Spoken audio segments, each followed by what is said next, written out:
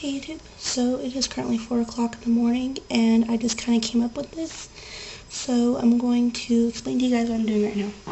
So I made a video last week sometime and I told you guys that I could not get my earring out of my ear and I was afraid to like bend it this way because I don't want to get out of shape. Well, it occurred to me to bend it the way that I'll show you here in a second.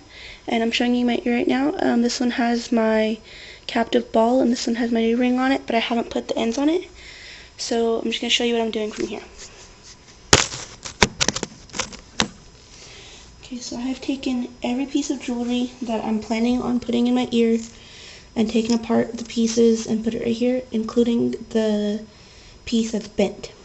So I'm going, and I've already cleaned off my piercing like 2 or 3 times. So in here is the cap to my witch hazel, and the cap, and I have all of my stuff in here. And it does have like one of like these little unflip top things. So I'm just gonna unflip this and be really careful. And if you need to, kind of cover the top so that way if like the force of you opening this doesn't like make it fling open.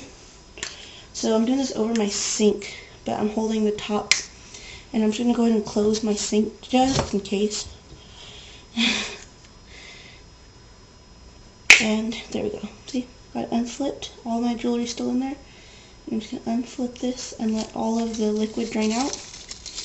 And I'm just kind of running the pieces together. So I have both, or one of my captive ball rings, the ball, one of the horseshoes, which this horseshoe was in the thing until I took it out, but I just put that one in there so that way while I was making this video my hole wouldn't close up.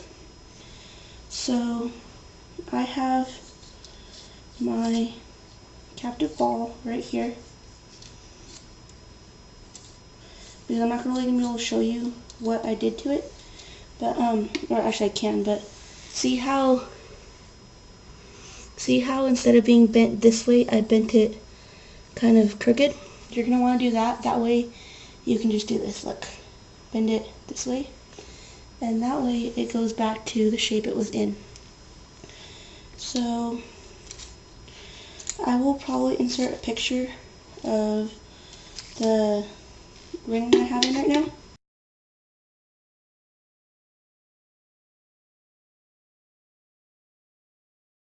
now. Since like the rings are just like so small, I took it out and then I put one of the sides on and then slid it on from the front. And then that way I could just fasten the one that's in the back, even though it's really hard. But in my cartilage piercing, I don't know if anyone else is like this, but it takes to push in through the front better than it does through the back. Plus it's just a lot harder to feel around on the back and get it in, and it just doesn't, like, I don't know, I guess my ear just doesn't work right that way. But it's in there now, and I'm fixing to do my video on how to get this bottom one out, because this bottom one still has my encased ball, which is one of these rings on it. So see, this is the one that I bent, and it's perfectly fine. Still twisting and everything. Think about this, has been in my ear for like 5 months now, so I wanted to take it out and clean it and let my ear have something new. Push it in, and here's my ball, and I'm just putting it back in this thing, and then watch, I'm gonna grab these 2 pieces. Hopefully I'm doing this to my camera. Here's the 2 ends, and I'm just gonna kind of do the same thing with this hand. I'm holding the ring and pushing and supporting right here, and same thing on this side. Except on my right hand I'm not holding with my pinky, I'm just not the pinky, my pointer finger, I'm just kind of bending right here. So, and it's gonna, if you don't put your pointer finger on like the top of it or support it kind of, you're gonna feel it yanking your ear and it's gonna hurt. So see, now it's bent out of place, and I'm twisting it towards the back, and it is out of the front, and I can kind of feel it coming out just a little bit. And don't, make sure that you're not like twisting it really hard, because especially with like my piercing, I know that since those two pieces are separate now, it's not just gonna roll like how it usually does. So you're just gonna kind of, there you go, just kind of like teeter-totter it back and forth so that you can kind of slowly move it out. Okay? So what I'm just gonna go ahead and do is, before I lose it, take this ball and put it on the piercing.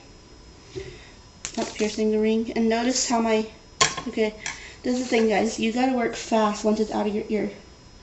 Because I know, like, especially with mine, I had it out for like 2 or 3 minutes the other day whenever I was like switching them out, and it almost closed. So right now I totally just dropped my ring, but I see both pieces right here. So that means I'm gonna have to re-clean these because now they're on the counter. So just pour some stuff in there. Once again, my ring is still out, so I'm trying to work fast. So cotton ball, witch hazel, clean. So since I've been like touching my ear and messing with it, I'm cleaning before I put the new ring in. And then this is just cleaning up like any like little things that are right there. And so I hope you kind of see it. Hold on. It's kind of like, I'm gonna have to re-clean my hands after this, but see, you can see where, like right here above my fingers, where you can see where my hole is. So I'm just gonna go ahead and re-clean my hands real quick with this handy dandy hand sanitizer I have right here. Once again, ring is still out of my ear. And since I just touched my ear, I'm going to have to re-clean it again. But I'm getting witch hazel on my fingers right now, so I'm just going to kind of, one second. My hands are going to smell so bad after this. Okay, draining. Now, this just kind of occurred to me, guys. Don't even think about trying to empty the witch hazel back inside your bottle, because once this rings or whatever you're trying to clean has touched the witch hazel, that witch hazel is no longer sterile. The only sterile environment right now is inside that cap. So like I said a minute ago, what I did is I just kind of plugged the two pieces together. Watch, see, here's my ring. And then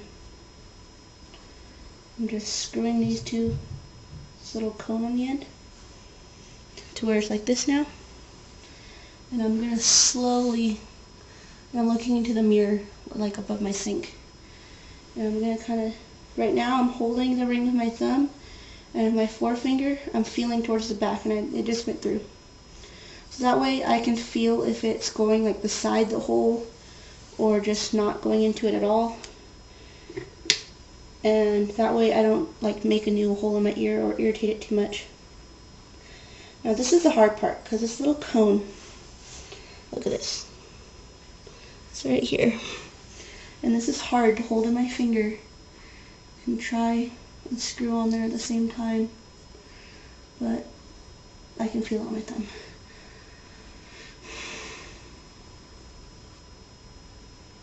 And see, right now it's on there, and I'm holding the back with my left hand and twisting with my right hand, and right now I don't feel it twisting anymore. So then I'm going to get with my left hand and make sure I'm still twisting to the right and make sure that it is just all the way in there, which it is. So now both my rings are clean. You can kind of see my ear is a little bit irritated from all that messing with it, but it's all good. And I'm going to emphasize right now, do not change these until your ear is ready. When did I get my ear pierced? March 24th. And it is currently, now technically since it's after midnight, September 1st. And I'm finally cleaning out or changing both earrings.